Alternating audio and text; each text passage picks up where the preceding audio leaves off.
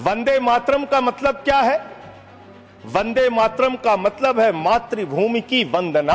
आपने 1 रुपए में अडानी को 1050 एकड़ जमीन और 10 लाख आम और लीची के पेड़ दे दिए। यह मातृभूमि की वंदना। वंदे मातरम का नारा लगाकर लोग जेल गए, लाठियां पड़ी उनको। मैं आपके माध्यम से इस सरकार से पूछना चाहता हूं, आरएसएस के 4 लोगों का नाम बताओ जो वंदे मातरम नारा लगा के जेल गए, उनका नाम बताओ आप। आपने 52 साल तक हिंदुस्तान का तिरंगा झंडा आरएसएस के मुख्यालय पे नहीं फहराया सर। जो लोग तिरंगे और राष्ट्रीय ध्वज का विरोध कर सकते हैं वो भारत माता के सच्चे सपूत नहीं हैं। आप देशभक्ति की बात कर रहे हैं, तमाम तरह के चोर होते हैं। आप लोग तो वोट चोर निकल गए हिंदुस्तान के अंदर। हमारे एक ऊर्जा मंत्री हैं, माननीय मंत्री जी एके शर्मा जी, उनके सामने व्यापारी लोग पहुंचे। उन्होंने कहा 21 घंटे से लाइट नहीं आ रही, 21 घंटे से लाइट नहीं आ रही, व्यापार बर्बाद हो रहा है, बच्चे रो रहे हैं, हमको गर्मी में बिजली दे दो। मंत्री जी ने कहा जय श्री राम, बजरंग बली की जय, और गाड़ी में बैठ के चले गए। क्या भगवान श्री राम ने आपको कहा है कि आप नाकारे और निकम्मे हो जाइए और जनता को अंधेरे में रखिए, बिजली ना दीजिए? यह क्या भगवान श्री राम ने आपको कहा है? आप इस देश का सिर्फ माहौल बिगाड़ना चाहते हैं। आप इस देश को सिर्फ नकली नारों के पीछे अपने आप को छिपाना चाहते हैं। वंदे मातरम देशभक्ति का नारा है। ऐसे में आपको लगता है कि बीजेपी और भी ज्यादा, पहले से ज्यादा ढीठ और पहले से ज्यादा, मैं कहूंगी, अहंकारी नजर आ रही है कि वो जो चाहेगी उस मुद्दे पे चर्चा होगी? इन्होंने देश की आजादी के आंदोलन में, मैं तो कहता हूं, नाखून भी नहीं कटाया अपना, और अब ये चाहते हैं कि इनको पूरा देश मान ले कि भाई ये सबसे बड़े राष्ट्रभक्त थे और इन्होंने अपनी गर्दन कटा ली देश के लिए। आप देश के राष्ट्रगान को आइटम ऑफ एंटरटेनमेंट कह रहे हैं? आपको शर्म नहीं आती? उसके बाद आप वंदे मातरम पे बहस करना चाह रहे हैं? नमस्कार, द वायर में आपका स्वागत है। मैं हूं आरफा खानम शेरवानी। देश में यूं तो हजारों गम हैं, इंडिगो के क्राइसिस से लेकर बेरोजगारी से लेकर महंगाई से लेकर जहरीली हवा में सांस लेने को लोग मजबूर हैं। एक तरह का एनवायरमेंटल क्राइसिस हो रहा है। लेकिन जो देश के सबसे महत्वपूर्ण लोग हैं, जिनका काम ये है कि हमारे और आपके लिए नीतियां बनाएं, वो फिलहाल इस बात पर चर्चा कर रहे हैं कि किस तरह से वंदे मातरम, उसकी 150वीं सालगिरह है, और उस मौके पर नरेंद्र मोदी, देश के प्रधानमंत्री, उन्होंने ये कहा कि कुछ जो बंद हटा लिए गए वंदे मातरम की, उसकी वजह से जो विभाजनकारी एक सोच है वो पैदा हुई है लोगों के अंदर। लेकिन इसी बहाने हमें कुछ बहुत बेहतरीन भाषण सुनने को मिले, और ये भी सुनने को मिला कि देश में अभी भी ऐसे लोग हैं, विपक्ष के तमाम कमज़ोर होने के बावजूद भी, जो न सिर्फ के इतिहास की समझ रखते हैं बल्कि बहुत बेहतरीन तरीके से उसको सामने भी रखते हैं। हमने कई भाषण देखे, लेकिन उनमें मुझे लगता है कि अगर मुझे रेट करना पड़े तो बेहतरीन भाषणों में से एक संजय सिंह का भाषण था। आम आदमी पार्टी छोटी है लेकिन उसकी आवाज़ काफ़ी बड़ी है संसद में।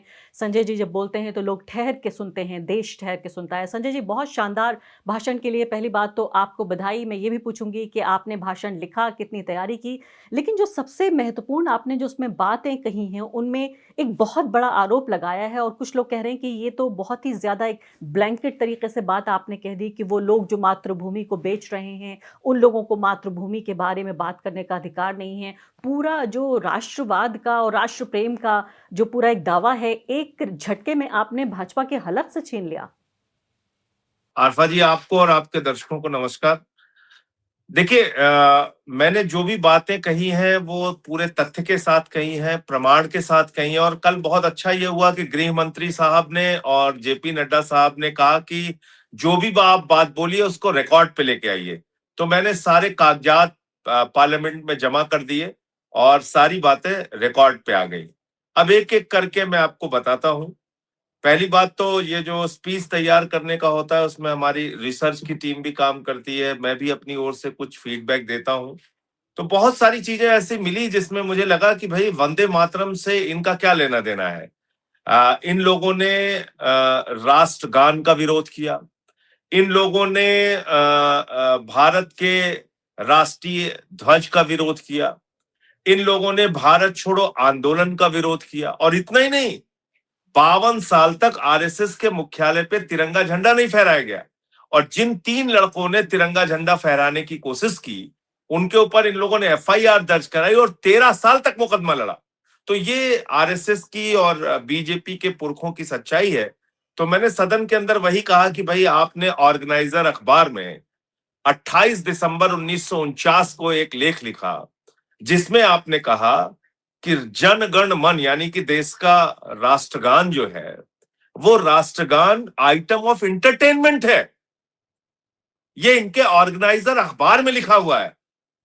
आप देश के राष्ट्रगान को आइटम ऑफ एंटरटेनमेंट कह रहे हैं? आपको शर्म नहीं आती? उसके बाद आप वंदे मातरम पे बहस करना चाह रहे हैं। देश के राष्ट्रीय गीत पे कोई बहस नहीं है। ठीक है, हम लोग वंदे मातरम पे 10 घंटे नहीं 10 दिन बहस करने के लिए तैयार हैं। लेकिन क्या लाल किले के पास हुए आतंकी हमले पे बहस करना जरूरी नहीं? क्या दिल्ली जो आज जहरीली हवा बर्दाश्त कर रही है उस पे बातचीत करना जरूरी नहीं, जहां पे AQI 800 से भी ज्यादा कई बार जा चुका? क्या इस देश में खाद की एक बोरी के लिए जो किसान लाइन में लग के मर रहा है उस पे बात करना जरूरी नहीं?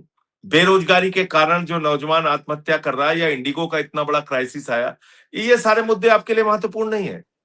इलेक्टोरल रिफॉर्म्स की जो बात हुई, आप जिद किए हुए आप ये साबित करना चाहते हैं कि दूसरे लोग जो है वो देशद्रोही हैं और आप सबसे बड़े देशभक्त हैं। दरअसल बीजेपी की कुंठा क्या है? इनके जो पुरखे हैं आरफा जी, उनका देश के आजादी के आंदोलन में कोई योगदान नहीं। इसलिए कभी ये नेताजी सुभाष चंद्र बोस के पीछे खड़े हो जाते हैं, कभी सरदार वल्लभ भाई पटेल जी के पीछे खड़े हो जाते हैं, कभी राष्ट्रपिता महात्मा गांधी के पीछे खड़े हो जाते हैं। आप सोचिए, जिनके पुरखों ने राष्ट्रपिता महात्मा गांधी की हत्या की, उनकी हत्या की साजिश रची, वो आज राष्ट्रपिता महात्मा गांधी की बात करते हैं। तो ये बीजेपी की एक कुंठा है कि उनका कोई देश की आजादी के आंदोलन में योगदान नहीं है। और मैंने तो वो चिट्ठी भी पढ़ के सुनाई जो श्यामा प्रसाद मुखर्जी जी ने अंग्रेज गवर्नर को लिखी थी, और उस चिट्ठी में उन्होंने साफ तौर पे लिखा था कि भारत छोड़ो आंदोलन कुचल देना चाहिए। तो ऐसे लोग जब देशभक्ति की बात करते हैं तो शर्म आती है। 1 रुपए में आप 1050 एकड़ जमीन अडानी को बेच दे रहे हैं, 1 रुपए में, जिसमें 10 लाख पेड़ आम और लीची के लगे हों, और आप बात कर रहे हैं कि आप लेकिन वंदे जहरी, मातरम का मतलब क्या है? देखिए मैं आती मातृभूमि हूँ, की वंदना। तो मैं आती हूँ, मातृभूमि की वंदना आप मातृभूमि को बेच के कर रहे हैं। बिल्कुल, मैं इस मुद्दे पे आती हूँ और ये एक स्लोगन की तरह भी आपने इसको इस्तेमाल किया। मुझे नहीं पता कि ऑपोज़िशन के कितने लोग हैं जो इस स्लोगन को, क्योंकि देखिए ये पूरी जो भाषा है, राजनीतिक भाषा आज के दौर में वो एक नारेबाज़ी की भाषा हो गई है। अगर आप बहुत कोई बारीक नुआंस्ड पॉइंट अगर रखना चाहें तो वो शायद पूरे तरीके से मिस हो जाएगा। लेकिन ये सेशन हुआ बिहार चुनाव की बहुत ही ज़बरदस्त हार के बाद ऑपोज़िशन की, और बीजेपी की, एक बार मैं फिर से कहूँगी, मोदी मोदी जिस तरह से पूरे उनके ऊपर फूलों की वर्षा हो रही है, और मोदी जो हैं वो अजेय हैं, उनको हराया नहीं जा सकता, इनविंसिबल हैं। ऐसे में आपको लगता है कि बीजेपी और भी ज़्यादा, पहले से ज़्यादा ढीठ और पहले से ज़्यादा, मैं कहूँगी, अहंकारी नज़र आ रही है कि वो जो चाहेगी उस मुद्दे पे चर्चा होगी, विपक्ष का पूरा जो जो विषय हैं उनके, या जिस मुद्दे पे वो सरकार को घेर सकते हैं, यानी 1937 की बात तो यहाँ हो रही है लेकिन 2025 की बात नहीं हो रही है। तो ये तय करना अपने आप में ये भी तो बड़ा ही प्रॉब्लमैटिक है। देखिए ये क्यों हो रहा है अल्फा जी? इसको कभी सोचा लोगों ने? भाई हमको एक अपने उत्तर प्रदेश के ऊर्जा मंत्री का मामला याद आया। व्यापारियों ने उनको घेर लिया और उनका साहब 21 घंटे से लाइट नहीं आ रही, हमारा व्यापार बर्बाद हो रहा है, हमारे बच्चे रो रहे हैं, गर्मी बहुत है, कृपा करके कुछ कीजिए, बिजली लाइए, बिजली लाइए। उनका जय श्री राम, बजरंग बली की जय, और गाड़ी में बैठ के चले गए। तो क्या भैया आपको भगवान श्री राम ने कहा है कि तुम निकम्मे हो जाओ, नाकारा हो जाओ, अपनी जनता की खुशहाली की चिंता ना करो, उनको बिजली ना दो, उनको अंधेरे में रखो? ऐसा तो उन्होंने कहा नहीं। बीजेपी यही काम कर रही है। असली मुद्दों पे बातचीत ना हो इसलिए ये ऐसे मुद्दे लेके आते हैं जिसमें दूसरों को देशद्रोही साबित करने की कोशिश करते हैं और खुद को सबसे बड़े राष्ट्रवादी और राष्ट्रभक्त साबित करने की कोशिश करते हैं। जबकि मामला कुल मिला के उल्टा है।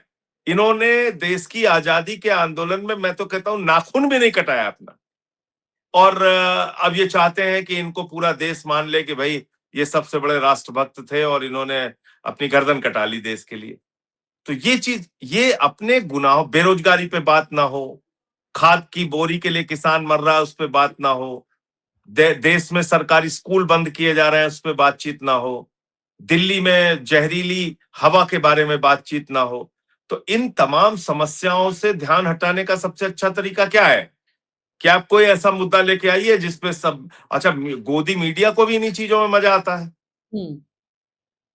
मैं तो पूछना चाहता हूं, मोदी जी से भी पूछना चाहता हूं और इस देश के गोदी मीडिया से पूछना चाहता हूं, लेकिन इस संजय जी देश अगर में जो लोग आप संस्कृत नहीं जानते, हम्म। जो मजदूर हैं, जो किसान हैं, जो अनपढ़ लोग हैं, जो अपने बच्चों का पेट पालने के लिए 10-10 घंटे मजदूरी करते हैं, क्या वो देशभक्त नहीं है? जिनको संस्कृत नहीं आती, जो वंदे मातरम नहीं कह सकते, वो देशभक्त नहीं है? वो तो अडानी से ज्यादा बड़े देशभक्त हैं। अडानी देश को लूट रहा है, वो देश के लिए श्रम कर रहे हैं।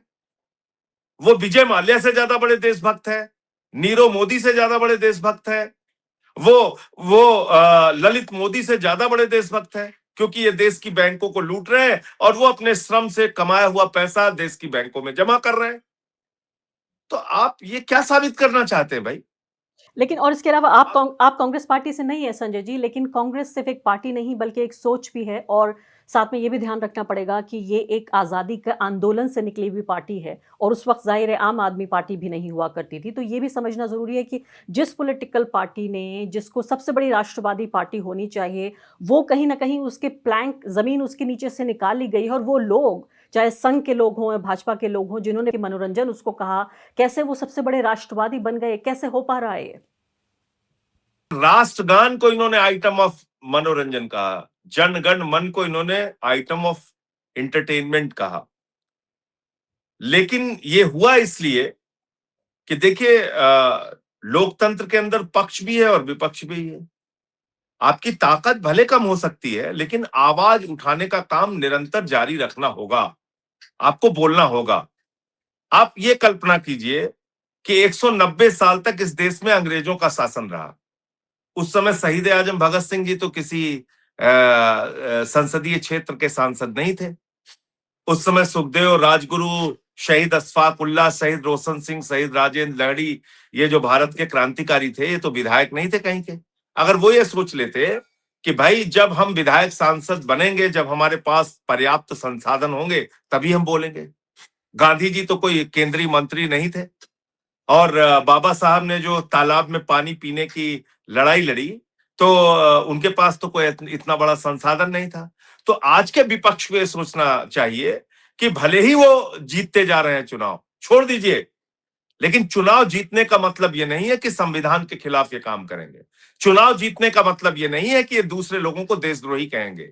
चुनाव जीतने का मतलब ये नहीं है कि देश के जो बुनियादी मुद्दे हैं उससे ध्यान हटाएंगे। चुनाव जीतने का मतलब ये नहीं है कि ये तानाशाही देश के ऊपर चलाएंगे। ये चुनाव जीतने का मतलब नहीं है। तो बहुत बड़ी इसमें बात कहीं ना आपने कहीं विपक्ष को और सक्रियता के साथ अपना विरोध दर्ज कराना चाहिए और ये बताना चाहिए कि जिस सरदार वल्लभ भाई पटेल जी का आप नाम लेते हैं, मोदी जी, उन्होंने तो आरएसएस के ऊपर बैन लगाया था, और जब बैन हटाया था तो उन्होंने एक शर्त रखी थी कि आप इस देश के राष्ट्रीय ध्वज को अपना ध्वज मानेंगे। इसका मतलब आप देश के तिरंगे को भी अपना झंडा नहीं मानते थे। यह साबित होता है। इनकी शाखा में आपने कभी तिरंगा झंडा नहीं देखा होगा, इनके गान में कभी आपने वंदे मातरम नहीं सुना होगा। तो अब ऐसे लोग अगर फर्जी राष्ट्रवाद की बात करते हैं, तो उनकी बात को हम जैसे लोग तो नहीं सुन सकते, क्योंकि संजय हमने जी, तो सड़क की भी लड़ाई लड़ी और सदन की भी लड़ाई लड़ी। आपने बहुत ही शानदार बात कही है, और मुझे इस बात को लेकर एक तरह से वो दर्शक खासकर जो कि विपक्ष के वोटर रहे हैं, वो ये समझ रहे थे कि शायद बिहार के चुनाव के बाद डिमोरलाइज्ड हो जाएगा, एक तरह से मैं कहूँगी हौसला टूट जाएगा विपक्ष का। लेकिन आपकी भाषा से तो इस तरह का एहसास नहीं हो रहा है कि चुनाव जीतने का मतलब ये नहीं है कि पूरा एक जो राष्ट्रीय विमर्श है उस पर भाजपा का कब्जा हो जाएगा। लेकिन प्लान क्या है आपका? भी देखिए, आज की तारीख में भी मैंने कहा कि जो बहुत ही अर्जेंट और इमरजेंसी वाले इश्यूज हैं जिनको आज टैकल करना जरूरी है, उस पर 10-10 घंटे दूसरे मुद्दों पर, 100 साल से ज्यादा पुराने मुद्दों पर, 150 साल पुराने मुद्दे पर बातचीत हो रही है, और राष्ट्रभक्ति का, देशभक्ति का इम्तिहान लिया जा रहा है। वो भी विपक्ष से लिया जा रहा है, भारत के मुसलमानों से लिया जा रहा है, ईसाइयों से लिया जा रहा है, और वो लोग जिनकी आज़ादी की लड़ाई में कोई भाग नहीं लिया उन्होंने,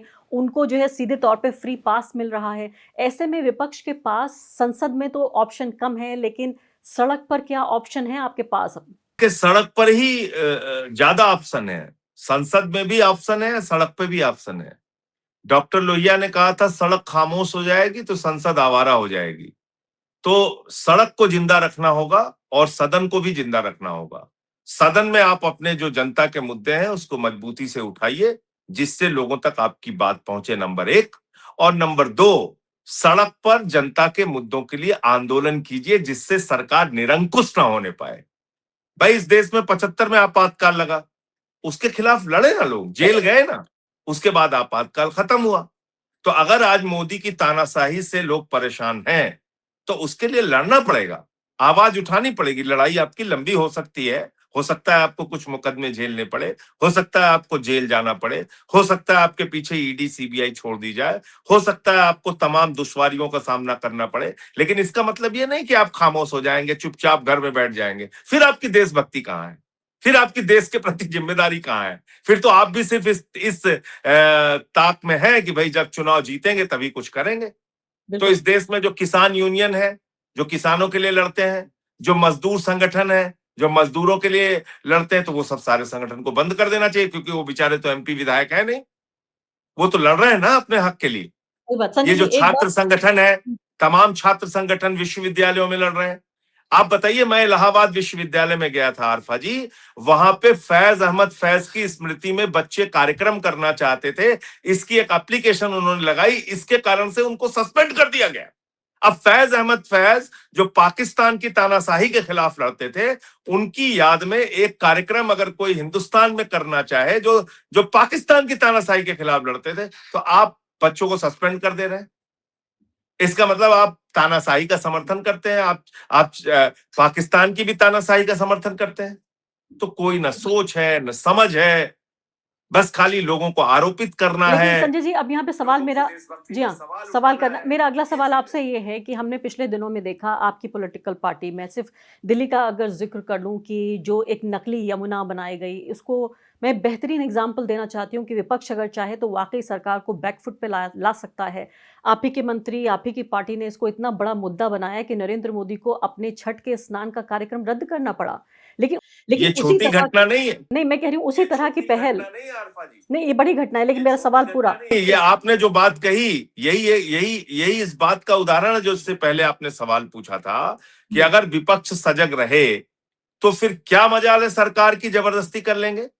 सौरभ भारद्वाज जी पार्टी के प्रदेश अध्यक्ष हैं, वो मौके पे गए, उन्होंने दूर से वीडियो बनाया, क्योंकि वहां जाने के लिए भी इजाजत नहीं थी, और वो वीडियो घर घर पहुंच गया, वो वीडियो एक एक मोबाइल में पहुंच गया, वो वीडियो मजबूरी में जो गोदी मीडिया के लोग हैं उनको भी दिखाना पड़ा, और जो गुणगान करने के लिए, मैं नाम नहीं लूंगा उन चैनलों का, जो गुणगान करने के लिए रेखा गुप्ता को लेके वहां पहुंचे थे कि अरे रे आपने तो बड़ा स्वच्छ कर दिया यमुना, आपने बिल्कुल क्रांति ला दी, वो सारे इंटरव्यू बंद हो गए।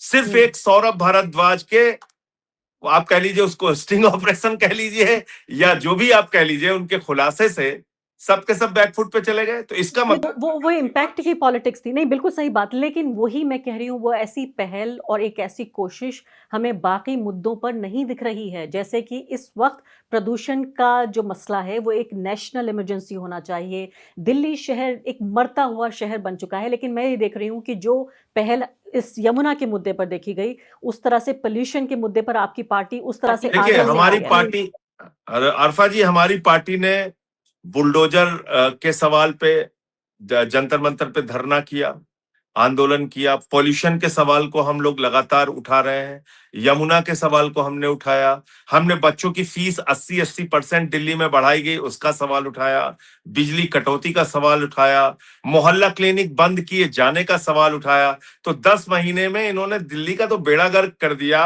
आज दिल्ली दुनिया का सबसे ज्यादा प्रदूषित शहर है। तो ये श्रेय किसको जाता है? मोदी जी को, रेखा गुप्ता जी को, एलजी साहब को और इनकी एमसीडी को। तो कोई ध्यान नहीं देना है, सिर्फ लोगों को आरोपित करना है, और कोशिश इससे ज्यादा होनी चाहिए। मेरा मानना यह है कि कोशिश इससे ज्यादा होनी चाहिए। बात सही है। हाँ, लेकिन मैं आम आदमी पार्टी के तौर पे इस बात को कह सकता हूं कि हमसे जहां प्रयास होता है, हम पीछे नहीं रहते, कोशिश करते हैं। मैं आपको एक छोटा सा और उदाहरण दे दूं। अभी पिछले दिनों मैं रामपुर गया था, वहां पे एक 80 साल की बूढ़ी महिला के खिलाफ, नूर जहां उनका नाम है, उनके खिलाफ डीएम ने एफआईआर कर ली। अब वो एफआईआर क्यों की, बड़ी इंटरेस्टिंग बात है। चुनाव आयोग कहता है कि आप अपने बच्चों का फॉर्म अगर भर रहे हैं तो उसमें आप अपना सिग्नेचर कर सकते हैं और आपको अपना संबंध लिखना पड़ेगा, यानी कि आपका बेटा है तो आप लिख दीजिए कि माँ है, अगर पिता साइन कर रहा है तो लिख देगा पिता है। तो नूरजहां जी ने उन्होंने फॉर्म भरा अपने 2 बच्चों का जो कुवैत में रहते हैं, और फॉर्म भरने के बाद दस्तखत किया, लिखा माता। इस अपराध में उनके खिलाफ एफआईआर दर्ज कर ली और कहने लगे वो कुवैत का नागरिक है, इनके के दोनों लड़के कुवैत के नागरिक हैं, इसलिए इन्होंने अपने बच्चों का फॉर्म गलत भरा। अब कुवैत एक ऐसा देश है जो किसी को नागरिकता देता ही नहीं, और उनके बच्चे जो है वो हिंदुस्तान में 2003 से वोटर हैं। लेकिन सब लोग खामोश थे। मैं वहां पे गया, मैंने उनसे मुलाकात की, इस मुद्दे को मीडिया में उठाया, अब शायद उस पे लग रहा है कि कार्रवाई होगी। वही संजय जी, बहुत बहुत शुक्रिया। और मैं यही कहना चाहती हूँ हमेशा कि सरकार के बहुत कुछ कर लेने से लोकतंत्र की नहीं मरेगा, हत्या नहीं होगी, जब तक विपक्ष जो है वो सीधे तौर पे खड़ा रहेगा। और उसमें मैं अपनी भी जिम्मेदारी एक पत्रकार के तौर पर पूरी तरीके से देखती हूँ कि लोकतंत्र की संपूर्ण हत्या तभी होगी जब विपक्ष खत्म हो जाएगा, अपनी जिम्मेदारी भूल जाएगा, जब पत्रकार अपनी जिम्मेदारी भूल जाएंगे। बहुत बहुत शुक्रिया फिर से। आप एक लाइन के साथ ये बात खत्म करूंगा मैं अपनी, कि तू जिंदा है तो जिंदगी के जीत में यकीन कर, अगर कहीं है स्वर्ग तो उतार ला जमीन पर। तो अगर आप जिंदा हैं तो अपने जिंदा होने का सबूत तो दीजिए, बिल्कुल, और कुछ बेहतर अगर दुनिया में हो सकता है तो उसको करने के लिए काम कीजिए। जरूर। शुक्रिया संजय जी। द वायर के और वीडियोस देखने के लिए सब्सक्राइब करें और बेल आइकन पर क्लिक करें। स्वतंत्र पत्रकारिता की आर्थिक मदद करने के लिए डिस्क्रिप्शन में दिए गए लिंक पर जाएं और अपनी राशि चुनें।